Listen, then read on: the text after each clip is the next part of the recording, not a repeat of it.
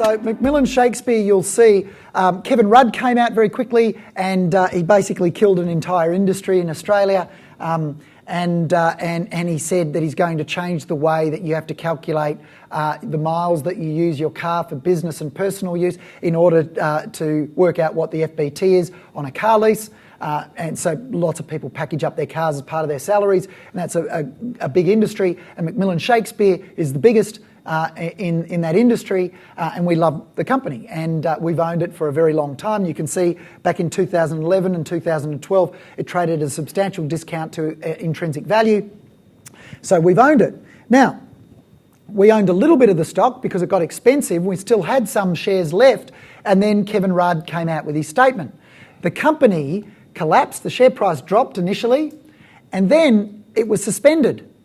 It went into a trading halt and then it was suspended. What happened was the competitors started sacking staff. McMillan Shakespeare's competitors started saying, well, people weren't buying cars anymore and salary packaging their cars because they had no idea whether or not the Labor Party would be re-elected or the Liberal Party would be re-elected. There was no idea, they didn't know. And so these companies just went from having a business to having no revenue at all, no income at all, just stopped. So they sacked a lot of people. McMillan Shakespeare didn't.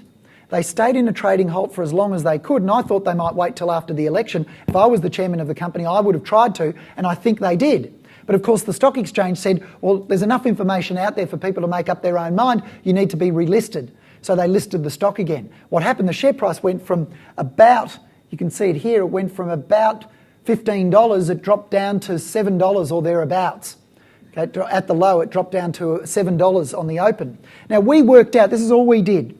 We looked at Skaffold, you look at Skaffold here, and you see that when you roll your mouse over, you get the range of analysts' expectations, right? You can get the range of forecasts there. Now, we tend to look a couple of years out anyway, and what we worked out, there was about an 18% chance of the legislation getting up. That meant that Labor had to win the election and the legislation had to pass, and the Liberals wouldn't be able to block it. They wouldn't block it. There was an 18% chance of that happening, and there was an 82% chance of the legislation not getting up. So there was an 82% chance of the valuation being at the top of the range, and there was about a 18% chance of it being at the bottom of the range. You can see here on Skaffold, the bearish number is $4.39. We thought that was a bit overly bearish, and we thought it was about $5.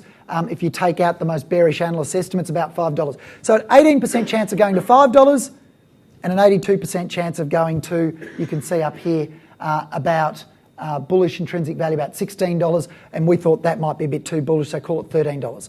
So $5 to $13, 18% chance of $5, 82% chance of $13. It opened at $7, and I remember some of my analysts on the team looking at me saying, oh, Roger, it's opened at $7.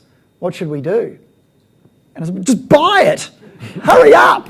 Just keep buying it. Okay, we've got that. Do you want us to buy some more? Keep going. Just buy it. And David Buckland, who's the CEO at Montgomery, he's had 11 years as CEO over at Hunter Hall. He was, every time they said, should we buy some more? He's scratching his head going, are these guys right? Keep going. And so we ended up being one of the largest buyers of McMillan Shakespeare. Our average price was $7.25, which is